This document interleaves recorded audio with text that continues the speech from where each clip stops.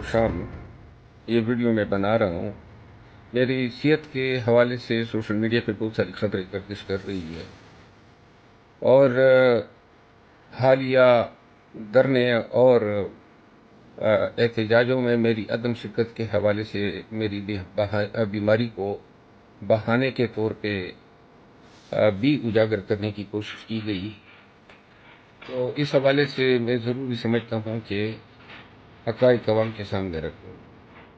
میں نے ہمیشہ خان کی رہائی کے لیے اور پاکستان میں جمہوریت اور آئینی حکمرانی کی بالادستی کے لیے احتجاج کی اہمیت پر زور دیا ہے، اور مجھے شرمندگی ہے آپ سب سے کہ میری صحت نے عین اس وقت اجازت نہیں دی جب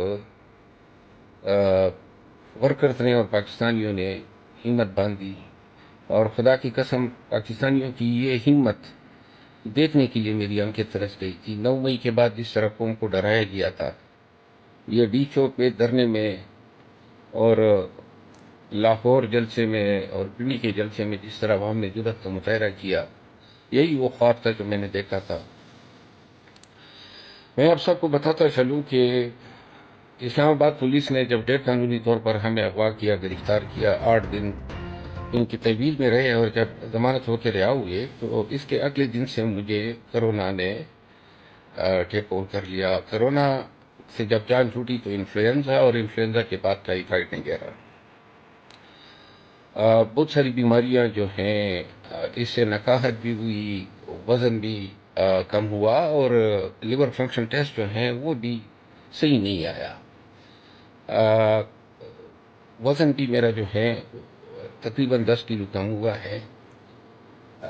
زہر فرانی کے حوالے سے سوشل میڈیا پہ باتیں گردش کر رہی ہے۔ میں اس حوالے سے آپ سب کو بتاتا چلوں کہ جو بیماریاں مجھے لاحق ہیں وہ میں نے آپ سب کو بتا دی، اور ان خبروں میں کوئی صداقت نہیں ہے کہ مجھے زہر دیا گیا ہے، اگرچہ میں نے ابھی ٹیسٹ کرائے ہیں اور بھیجے ہیں،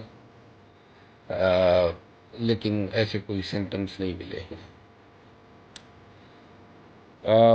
لیور فنکشن ٹیسٹ اور یہ بیماریاں جو ہیں، ان سب نے جو ہے میرا حال خراب کیا ہے، اور ان حالات میں مجھے دعاؤں کی ضرورت ہے۔ میرا آپ سب سے وعدہ ہے، پورے پاکستانیوں سے وعدہ ہے، جس دن اللہ نے توڑی جان میں جان ڈالی، انشاءاللہ جس طرح 9 مئی کے بعد کسی ایک جلسے، جلوس اور کنونشن کو میں نے مس نہیں کیا، انشاءاللہ آپ سب کے آگے بڑھاؤں گا۔ اللہ کرے کہ اس قوم خان کے لیے اور پاکستان اور جمہوریت کے لیے ہم کسی کام آ سکے۔ یہ سعادت ہوگی میری۔ مجھے اپنی دعاؤں میں یاد کیجیے گا۔ بہت بہت شکریہ۔